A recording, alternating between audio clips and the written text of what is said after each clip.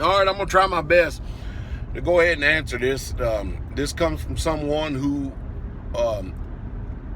was in a camp, and now they have left it, and they've been listening to me for a while, and they want me to explain Matthew 15:24. Of course, that's where Yeshua, Jesus says, but he's not been sent unto the lost sheep of the house of Israel. Well, before I answer that, I believe it's Exodus 22:21. First thing you have to comprehend and understand is that the Torah teaches us as a people that we should not vex the stranger nor oppress him. And the reason being is because we should remember our plight when we were in Mizraim or in Egypt. And so Yah's given us that commandment. He's given us that. And some people are exercised it and some people are not. So when you're watching these people out here vexing the strangers, oppressing him to make him feel like he's worthless and all this other junk, I understand the bitterness that is in the hearts of a lot of people because of slavery and because of what other nations have done. But at the same time, we are still supposed to be the priests of Yah, and we are commanded and demanded to function after a higher order than the nations. We're not go out here and do exactly the same thing that they done, and don't think you're going to sit up here and be strapping people up in the kingdom to trees and whooping them and beating them and carrying on. It's so sad. But anyway, Matthew 15:24. Again, you know, I've done this, I can't tell you how many times over the years. I've tried my best to get people to understand the proper methods and modes of interpretation. And I went into eisegesis and exegesis.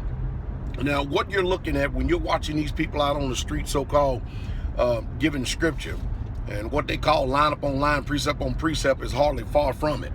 What they're doing is they're taking a thing called a verse, and they're word searching these verses and chaining them together, and then they're coming up with their own private interpretation or their own false doctrines.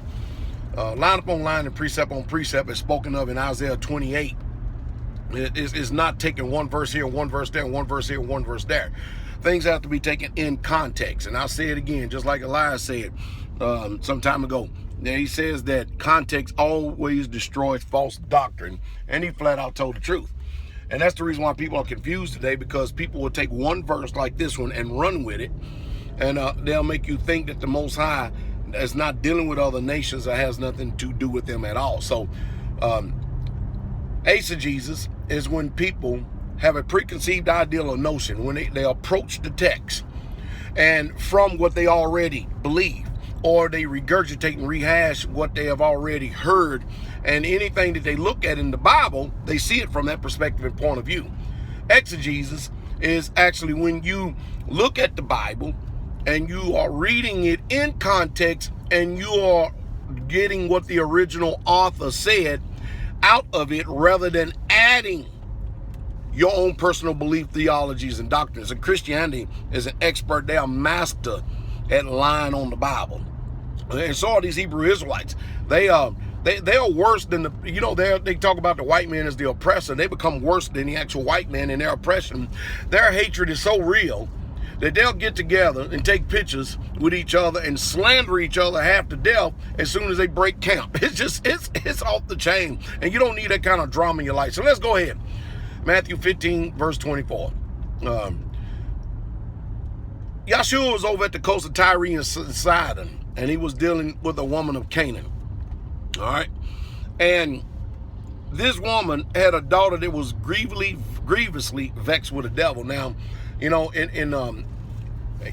one minute it's a woman from Canaan, next minute it's a woman from here, but let's just go ahead and just pay attention to it. We'll get to that later, okay? And she had came to Yeshua because she had heard that he could heal her daughter. And so, hey, she came and she begged. And of course, you know, at the time, what was Jesus' MO? What was his PO? What was the purpose that he was there? What was his marching orders? His orders was to actually come and to minister to his people, to teach his people, because our job was to minister to the nations. And that's something, to be priest to the nations. And if we're mishandling the word, then how's the nations going to get the right word? Because it's obvious that the Bible has been mishandled. Whenever we bring out truth like this, these scriptures, like that one brother said, they put a hurting on folks, and then they get into their emotions and they get mad because we expose them for the lies that they are. But even though that this woman had been rejected by Yeshua, rejected by the Messiah, guess what? He turned around and he said to her, after her persistence, I have not seen so great faith in all of Israel. You mean tell me faith came from a heathen greater than the people that he was actually sent to? Yeah, because we are stubborn, hard-headed, stupid, stiff-necked, and stout-hearted, rebellious people. That's what we are. You don't believe me? Just look at us as a people. We are just literally out of our minds. And the curses continue to be perpetuated. So think about this. Here's a woman that was seeking healing from Yeshua, and she got it. And he says that I haven't seen faith like this among my own people. I mean, and not only that, guess what? If Yeshua is so angry and mad and upset at the nations, then why did he turn around and heal this woman's daughter? You can go read it yourself. But see, that's why you have to read it in context. You just can't take one verse and go run with it. Make you think that he ain't got nothing to do with the other nations. The Bible even says he preached unto the Gentiles. She was there and she got it. She got healed, but guess what? We got a lot of people today, diabetics, a lot of obese people that are just destroying themselves, high blood pressure, they're on all type of prescription drugs and everything else. And they're not being healed. And yet they say they know Yahweh. Yeah, I tell you. But this woman got it. And people come to us from all over the world and they receive healing. And Yeshua hears them. You know the reason why? He heals them. Because they are coming to Yah's priest, the people, Pastordowell, who handle his word righteously.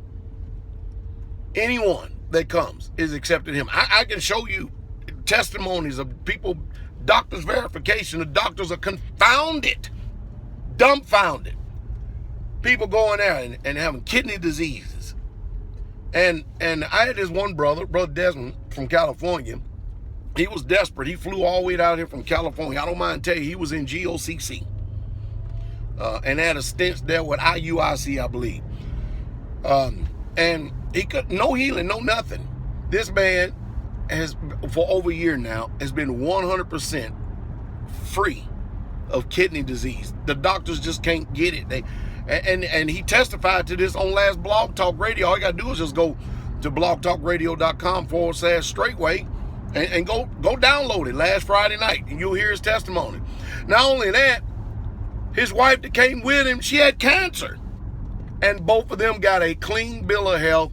And the doctor that is actually working with him, her husband has progressed to a great stage of actually kidney cancer. And she just can't figure out why conventional medicine hasn't healed him. And then this man comes in here walking in to get checked up, and he has a clean bill of health, and now he has to no longer pay them. Healing is the children's bread. And Yeshua working with them, confirming the word with signs following. My name is Pastor Dow. You just heard truth, and that's True Straightway. Shalom.